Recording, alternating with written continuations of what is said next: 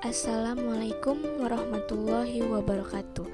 Perkenalkan, nama saya Dia Ramayani Dalimunte dengan NIM 180403010 dari kelas A, mata kuliah Manajemen Rantai Pasok, Teknik Industri Fakultas Teknik Universitas Sumatera Utara. Pada kesempatan kali ini, saya akan menjelaskan tentang transportasi dan distribusi dalam manajemen rantai pasok. Apa itu manajemen rantai pasok? Manajemen rantai pasok atau biasa sering kita kenal dengan supply chain management adalah serangkaian kegiatan yang meliputi koordinasi, penjadwalan, dan pengendalian terhadap pengadaan, produksi, persediaan, dan pengiriman produk ataupun layanan jasa kepada pelanggan. Apa sih tujuan manajemen rantai pasok? Tujuan dari manajemen rantai pasok adalah yang pertama, untuk menyelaraskan setiap permintaan dengan pasokan barang yang ada. Dan yang kedua, untuk memastikan keseluruhan aktivitas mulai dari produksi, penyimpanan, hingga distribusi. Apa saja tahapan dalam manajemen rantai pasok? Yang pertama yaitu product development. Product development adalah suatu kegiatan melakukan riset pasar dan pengembangan produk dengan melibatkan supplier, distributor, dan para pengecer. Yang kedua yaitu procurement. Procurement merupakan suatu kegiatan pengadaan material dan bahan baku dengan memilih supplier, mengevaluasi kinerja supplier, memonitor resiko rantai pasok, serta membina dan memelihara hubungan dengan supplier. Yang ketiga yaitu planning and control. Planning and control adalah suatu kegiatan peramalan permintaan, perencanaan kapasitas, perencanaan produksi, dan persediaan. Production and Quality Control adalah suatu kegiatan melakukan produksi dan pengendalian kualitas. Yang terakhir yaitu distribution. Distribution merupakan suatu kegiatan perencanaan jaringan distribusi, penjadwalan pengiriman, memelihara hubungan dengan perusahaan jasa pengiriman, dan memonitor tingkat pelayanan pelanggan. Sebelum kita memasuki lebih jauh tentang transportasi dan distribusi dalam manajemen rantai pasok, kita harus mengetahui terlebih dahulu definisinya. Definisi distribusi adalah suatu kegiatan untuk memindahkan produk dari pihak supplier kepada pihak konsumen dalam suatu supply chain. Definisi transportasi adalah pergerakan suatu produk dari suatu lokasi ke lokasi lain yang merepresentasikan awal dari suatu rangkaian supply chain sampai kepada konsumen.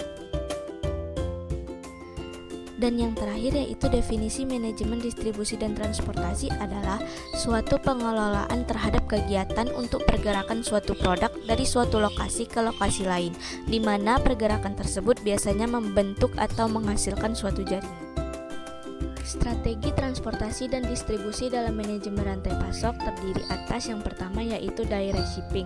Direct shipping ini memiliki kelebihan. Yang pertama, inventory dalam bentuk supply chain jumlahnya lebih sedikit. Yang kedua, waktu dari proses produksi hingga ke toko menjadi lebih cepat. Dan yang terakhir, kategori direct shipping ini termasuk ke dalam strategi yang paling menguntungkan untuk toko.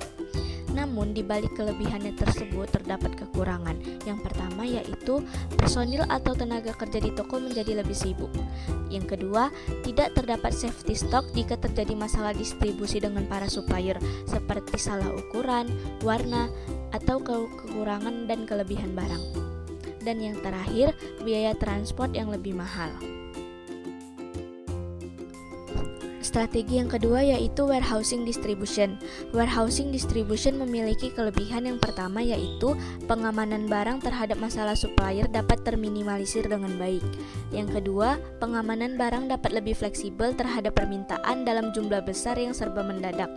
Yang ketiga, biaya transportasi dengan strategi ini bisa lebih kecil.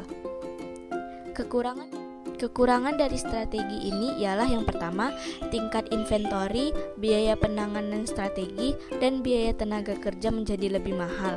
Yang kedua, penggunaan fasilitas juga membuat biaya yang lebih mahal karena adanya penggunaan alat dan ruangan yang lebih banyak. Strategi ketiga yaitu cross-docking. Cross-docking memiliki kelebihan yang pertama, yaitu mempercepat aliran produk dari supplier langsung kepada toko. Yang kedua, mengurangi inventory barang dan kebutuhan terhadap fasilitas distribusinya.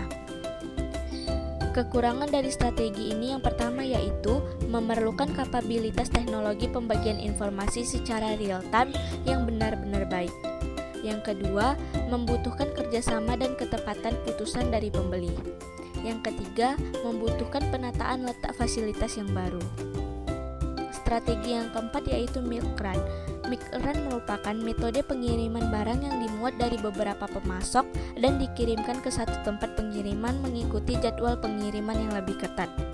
Kelebihan dari strategi ini yang pertama yaitu dapat meningkatkan efisiensi pengiriman sehingga dapat mengangkut lebih banyak muatan.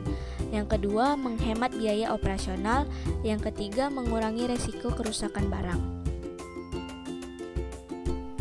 Transportasi dalam manajemen rantai pasok terdiri atas yang pertama yaitu pesawat.